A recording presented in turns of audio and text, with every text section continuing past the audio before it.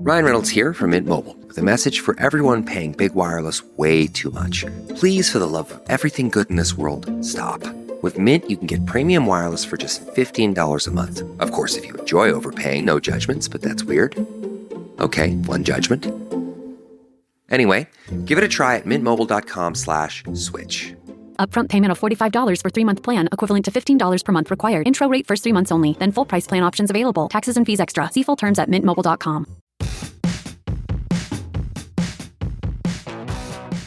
Hey folks, it's Matt Zachary, and welcome to Vax On, a weekly segment of my podcast Adaptations right here on the Offscript Media Network. Hey, I'm Elura Nanos. I'm a lawyer, a journalist, a mom of a teenage narcoleptic, and a professional big mouth. Lou and I go back 30 years as best friends, and we're here to have fun and bring you a layperson's guide to what the hell just happened this week in healthcare as America gets its vax on and shows COVID the door. Matt gets me. He knows I'm tired, annoyed, and sometimes pushed to the brink by the intense chaos of our lives right now.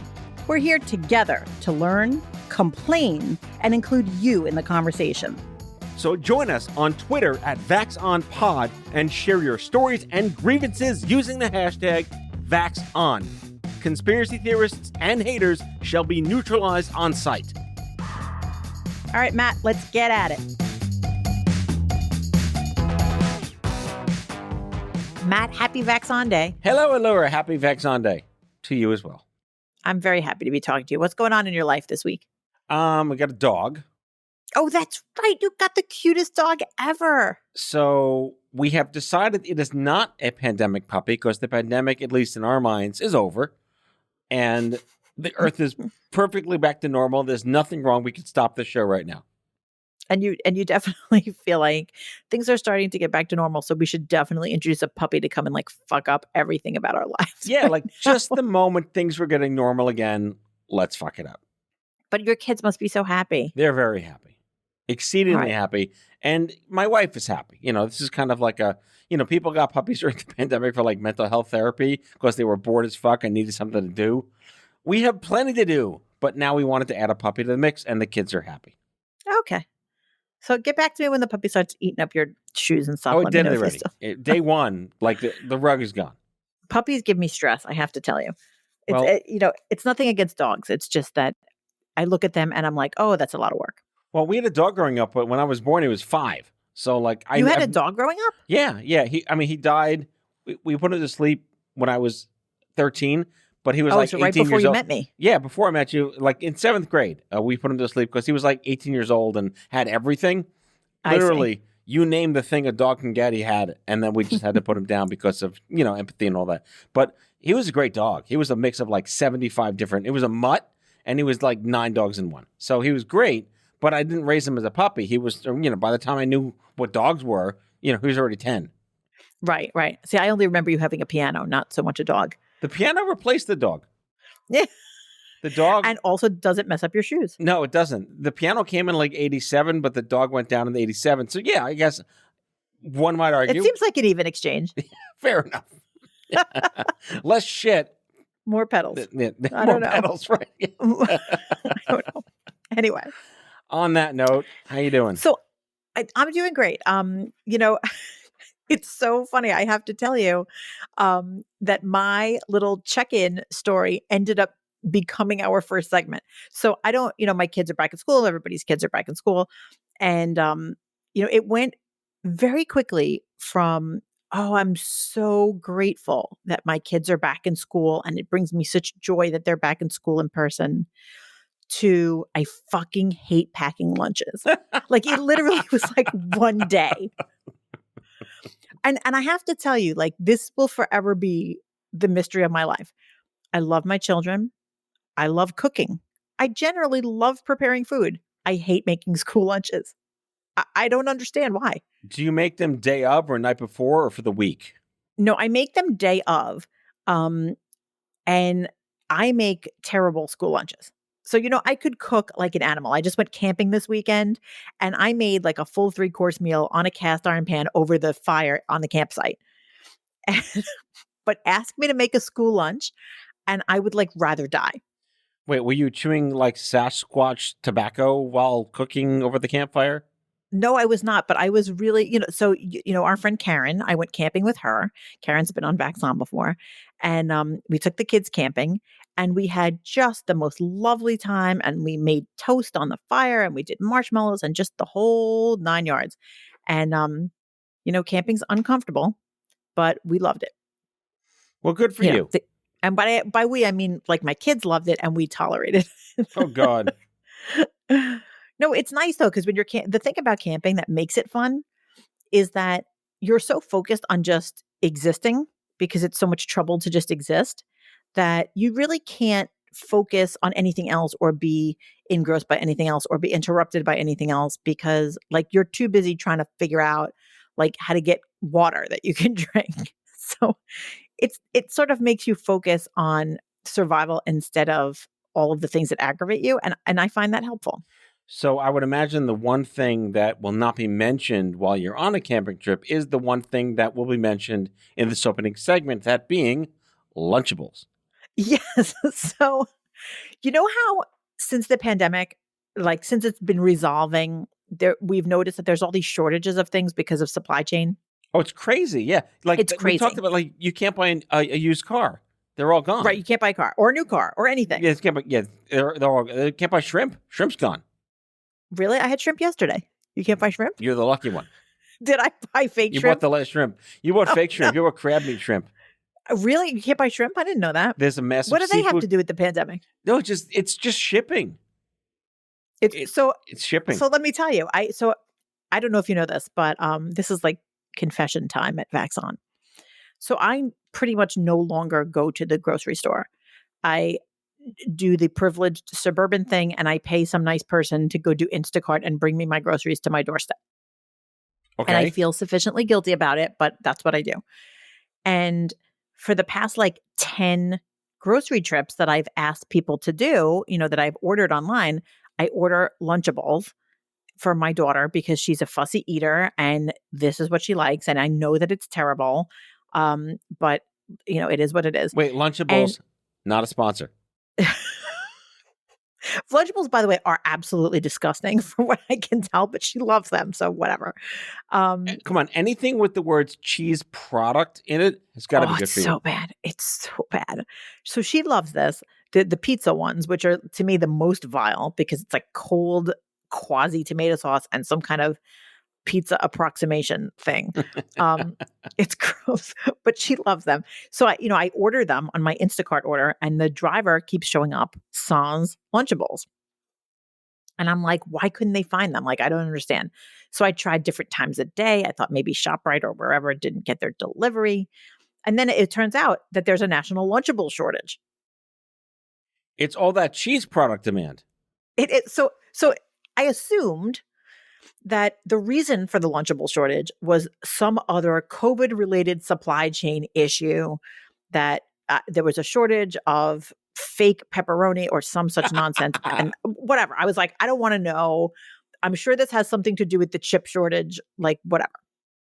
Are you ready for what the real reason for the Lunchable shortage is? Oh, God, please go ahead. I'm not sure you're ready for this. All right. I looked it up. 2 million more households bought Lunchables in the second quarter of 2021 than in all of 2019. Wait. So that many more moms said, fuck it, we're going Lunchables? Yes. Or dads. Yeah. It was not a supply chain issue at all.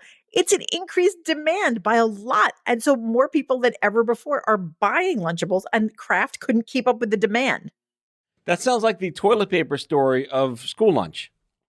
I guess, but I don't think people are like hoarding Lunchables. Like, I don't think they don't, they're perishable. So I don't think people are just like buying them to have them. At least I don't think that's the case. Have you checked the fridge section at Best Buy? For the rate on fridges to incubate more Lunchables. Well, you know what I think it is? I mean, and this is just my own hypothesis. My hypothesis is that parents who before were making like actual sandwiches for their kids are like, fuck it. Like, pandemic is done. I am on my last nerve. I cannot possibly be expected to make school lunch. This is what you're eating. So they have to make a whole new Lunchables factory to meet demand, basically. Apparently. So there's also a school lunch shortage in schools. And that is because there's a personnel shortage and like all this other stuff. And part of it is because school schedules have changed because of the pandemic and remote learning and all that. So like everything about school lunches is all jacked up. And in my district, instead of having their usual cafeteria situation where you could come and choose what you want and purchase it, they just have all box lunches, and all the box lunches are free for everyone. That's the best they can do right now. Which is like interesting because normally most people pay for the lunch, and now the lunch is free for everybody, but it also sucks. All right. Is it beneficial to moms like you to not have Lunchables so you don't have to gag on fake Italian pizza pepperoni nonsense in a can? No, it's killing me. I'm going to tell you what. Follow this crazy bouncing ball of my life. So there's no Lunchables, but what there are like the fake Lunchables that they give for free from the school district, which should have made my kid happy, but they're not, I guess, as tasty as real Lunchables. So she doesn't like those. So instead, I'm left with the backup disgusting food, which is Uncrustables, which is like wait. So Lunchables. In the ecosystem of degradation, there's Lunchables, Schmunchables, and then Uncrustables, right? Yes. Okay. Yes. And I mean, this is like serious confession time that I'm allowing my child to eat this because the Uncrustables are by no means sandwiches. Like, it is the illusion like of food. Yeah. It's like, it reminds me of like whenever you watch those futuristic movies and the people just eat like nutrition pellets and you're like, yuck, that's exactly what they look like. So it says there's peanut butter and jelly in there, but it really is more of a nutritional goop. Yeah. I don't know what it is, but like, so that's where we are right now. And every day I'm like, how about like a turkey sandwich? And my daughter's like, forget that. I'm not eating that. And I'm also not eating the free one. You have to buy the Lunchables that aren't going to be on the shelves. So like every day we'd play like the Lunchable lottery that I order them. And then I just like cross my fingers and wait to see if they show up. Where do pizza rolls fall in this line of succession? What are pizza rolls? What? All right. Goodbye, folks. Elura and I are no longer friends. I don't know what pizza rolls are. All right. That's going to be a whole other episode educating you on my life in the land of pizza rolls in the 1980s, which have never gone away. Tostinos for the win. Oh, Tostino. Yes, I know those things. Yeah. Now you know them. They've only said pizza rolls on the outside of the package for 30 years. I wasn't allowed to eat frozen food when I was growing up. In your freezer section. Not a sponsor. Anyway. Okay. All right. So we have our food hierarchy of supply chain shortage shitness. Yeah. Okay. So that's my big story. And yet, there clearly has not been a run on Uncrustables. It's so funny to me that like all of a sudden millions more people are like, you know what we need? This horrendous approximation of lunch. So all hail cheese product. All right. Moving on.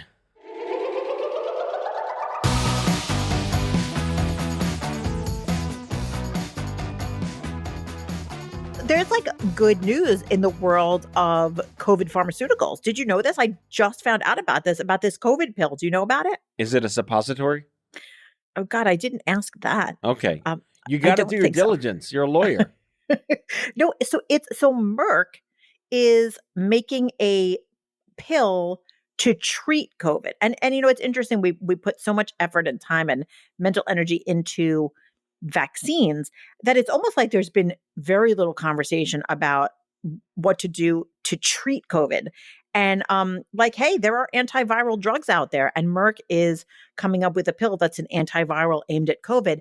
What Merck is saying is happening is that early results showed that patients who got this drug cut their COVID symptoms in half within 5 days. So that's is a this big something deal. you get if you're in the hospital, or something you can take once your symptoms start? I think it's something you can take once your symptoms start. So like kind of like you know, they're like Tamiflu. Like it's like that. Like where you go, you test positive, and then you immediately take it. And usually with antivirals, it's like the earlier you take it, the better it works. I know that that's the situation with the shingles vaccine, the shingles like antiviral pills. Oh, yeah. I'm reading here that they only tested it in unvaccinated people. Yes. Okay. Which is interesting. I guess that makes sense because if they were giving it to vaccinated people, it might be difficult to tell if it was the vaccine that was shortening the symptoms or if it was the pill. Right. But it cut hospitalization rates in half for those who needed to go to the hospital, which is good. Yeah. This medication is called, let me see if I can say it, molnupiravir. That's a really awkward name. That's like 8 syllables. Dear Pharma. Who's naming this shit? Like, I guess that's not the, that's not the Molnupiravir. That's not the name that like.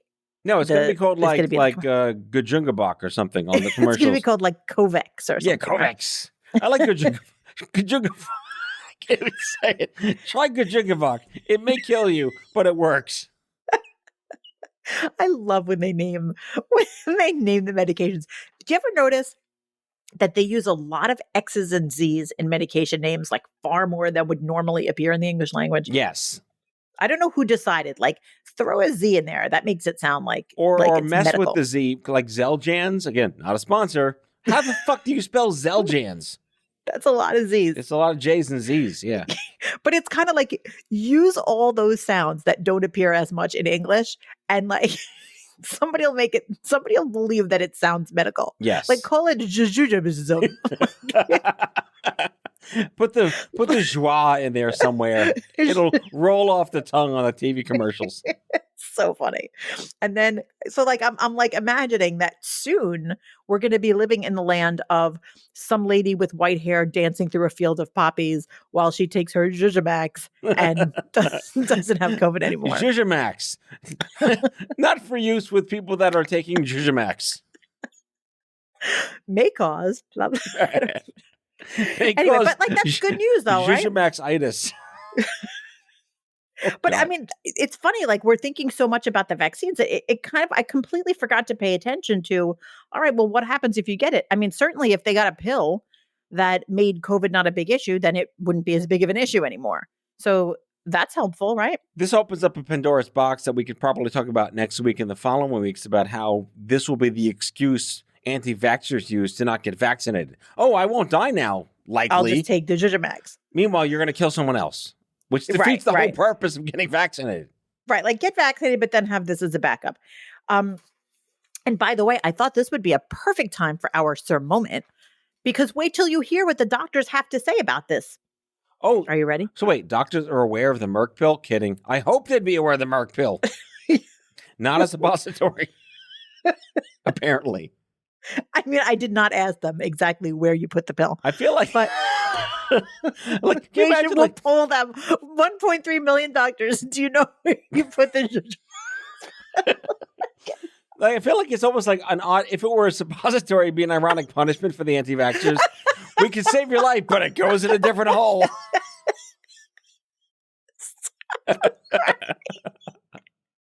What's it worth to your butt? Since we already know that you're a giant asshole, right. We're not getting vaccinated. Oh, wait, I like this. Wait. All right, so like 4 to 5 dentists, right? 9 out of 10 doctors will prescribe this if needed. Who's that fucking 10th doctor? Yeah, no, there's always one doctor that doesn't like this shit. But I mean, that's really promising that 90% of the doctors said, yeah, we'll totally prescribe it. And then the doctors also predicted, and I thought that this was really important. First of all, 78% of the doctors said, yeah, an antiviral drug to treat COVID is totally going to put the pandemic fears behind us. And most of the doctors, 83%, said that they expect that patients are going to be much more open to the antiviral pill than to the vaccine. Now, let me say this. That makes no fucking sense. Right. But however... Rush to market. My freedom. But you know what? I bet they're right. I bet they're correct. And I think that doctors probably... are, of everybody in the right position to predict how their patients are likely to react. And I bet you they're right, that people will be far less hesitant about the pill to treat COVID than they were about the vaccine. Meanwhile, they've been converted by mortality's sake. And they're like, all right, I'll take the pill now. A suppository? Fine. Stick it Right, anywhere you want. Save my right. life. I mean, and part of it is, of course, once somebody has an illness, it changes their whole mindset and their emotions behind it. And they probably are scared more so than they might have been when they were healthy and just trying to prevent it. It's kind of like if you were being faced with the choice to take a medication to prevent an illness, you might choose not to do that. But if you already have the illness, well, then it's like, well, now I have to do something and I can't just look the other way and hope that I'll be fine. Right. But I mean, I think that although vaccination is still the front line of defense against COVID, it's great to know that it looks like there's going to be, an effective antiviral so that if someone gets it, it becomes, not the nightmare that maybe it is right now. I think that's so hopeful and, good for Merck and looking forward to seeing what happens with this drug. Yeah, my big takeaway from this is if it keeps people out of the hospital a little more, it actually lets cancer patients get their fucking treatment. Right. Because that's a really important point that, we've been looking at COVID, or at least most of us are looking at COVID in this vacuum when, about who gets it and what happens to them and what the survival rate and what the symptoms are. But, there's the whole other domino effect that if you have all the hospital beds and all the medical personnel taken up with handling COVID patients, there's all those other patients that need medical care for non-COVID reasons that need those beds, need that medical attention. And it's really important to stay the fuck out of the hospital. All right, on that note, here are some ads. We'll be right back.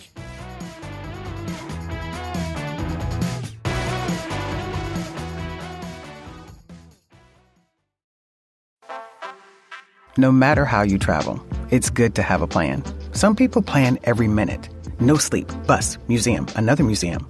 While others only plan to take it day by day. When it comes to your finances, a plan is just as important. You can count on Credit Karma to give you the insights you need to understand your options so you can take charge of your financial path and find your way to money. Explore how you can make financial progress with confidence today. Intuit Credit Karma. Karma you can count on. Bombas makes the most comfortable socks, underwear, and T-shirts. Warning, Bombas are so absurdly comfortable you may throw out all your other clothes. Sorry, do we legally have to say that? No, this is just how I talk, and I really love my Bombas. They do feel that good. And they do good, too. One item purchased equals one item donated. To feel good and do good, go to bombas.com/Wondery and use code WONDERY for 20% off your first purchase. That's BOMBAS.com/Wondery and use code WONDERY at checkout.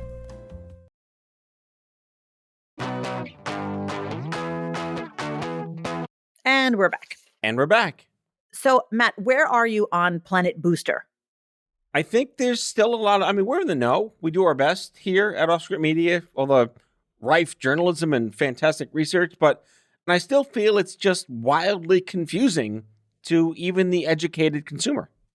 Yeah. So are you a Pfizer person or a Moderna person? I am a Moderna person. Oh, so you're in the same boat as I am, which is that we cannot even get boosters yet. Not yet, no. Because, but that's the confusion, right? Can I get the Pfizer booster if I have Moderna? Right. Can you put my chocolate in your peanut butter? Right. But so it looks like they're saying, like the CDC seems to be saying you should not be mixing and matching. I think they're saying that is what it is. Don't cross the streams. And Moderna, by the way, just recently applied for the emergency use authorization for their booster earlier this month. So what I expect to happen is that within a few weeks, the FDA is going to give that emergency use authorization to the Moderna booster, and then we'll all go get the Moderna booster, right? Right, because I think they said, 8 months out? I got mine the end of January, so I'm getting close to that, magic day of getting Right, because we're vaccine twins, right? We got it on the same day. Yes, late January and then mid-February, whatever that was. Yes. Yeah. And I think you have to go from the second date. Right, the second day. So, whatever mid-February, 8 months later is, we'll follow the science, which everyone should do, and, get it when we can. But you're right. If it ain't there, it ain't there. And if they say don't cross the streams and get the Pfizer, if you have the Moderna, there you go. So, and there seems like there's a lot of discussion about what would happen if you had the Johnson & Johnson vaccine and then got an mRNA booster, and would that work? And because Johnson & Johnson works with a different medical technology. So there's a lot of kind of confusion about it. It doesn't seem like anyone is suggesting that if you mixed and matched, it would harm you. But it does sound like they don't exactly know, because they're not studying people who have done that because it's not recommended. I'm digging a pool in my backyard. I'm filling it with ivermectin, and I'm taking a dump right in there, right in the pool of ivermectin. Then I'm going to swim in that shit, literally, and that's going to cure me for life of everything because Joe Rogan said it. And that's who we listen to Yes. here at Vax On.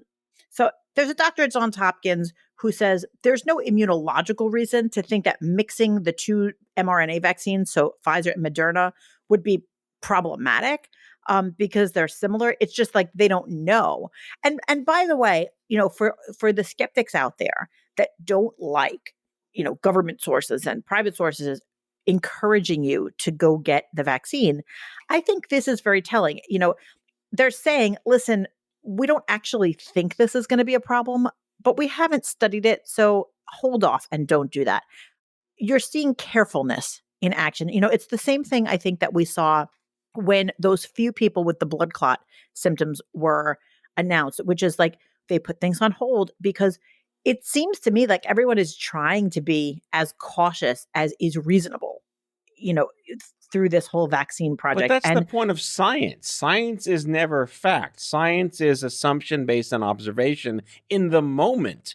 Science is a moving target. So they do what they can with the data they have. And I think that's the disconnect with most people is like science isn't, this is fact for life. This is fact for now. Right. Even in the world of science, there are people who are more cautious and less cautious and more risk averse and less risk averse. But I think it's important to know, look, the professionals that are involved in the vaccine world, it sounds to me they're being pretty cautious because they could have said, look, there's no reason why mixing and matching would hurt you. So just go get the booster as soon as you can. But they're not saying that. They're saying there's no reason it would hurt you, but we haven't studied it. So don't do that for now.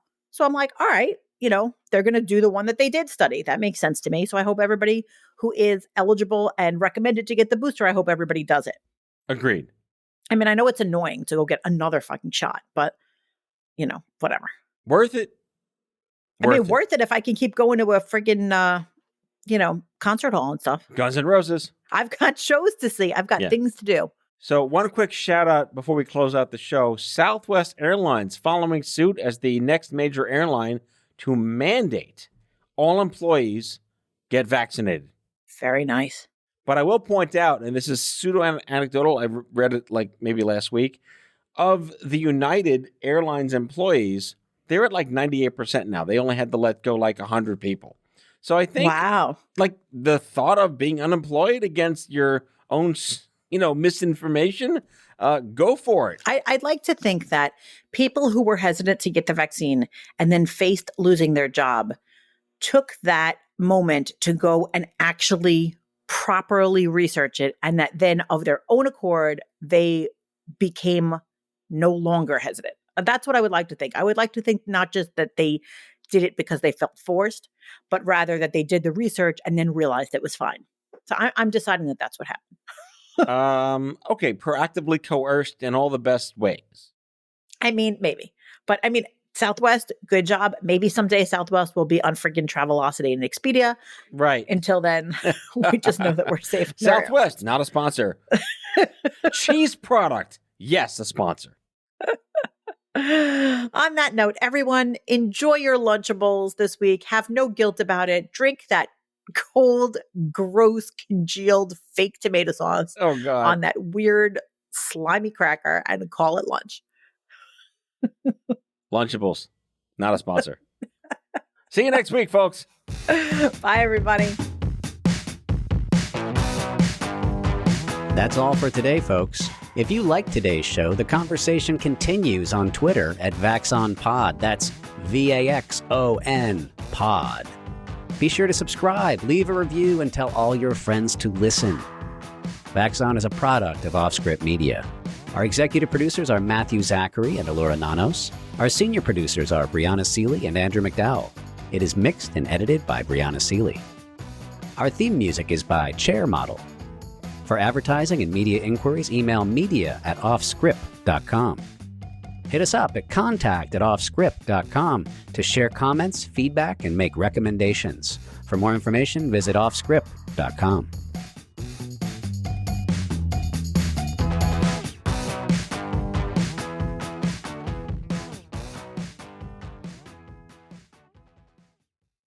Are you feeling stuck in your career or lacking employment at the moment? Experiencing symptoms of job dissatisfaction? You might be suffering from a common condition known as career stagnation. But don't worry, there's a solution. Monster.com. Monster.com offers a comprehensive suite of career-boosting tools designed just for you. Our free resume review and AI interview prep tool will help you stand out from the crowd. Need more guidance? Dive into our career advice articles for expert tips and insights. And don't forget to check out our salary tools to ensure you're getting paid what you're worth. Side effects may include a new job, increased confidence, and a brighter future.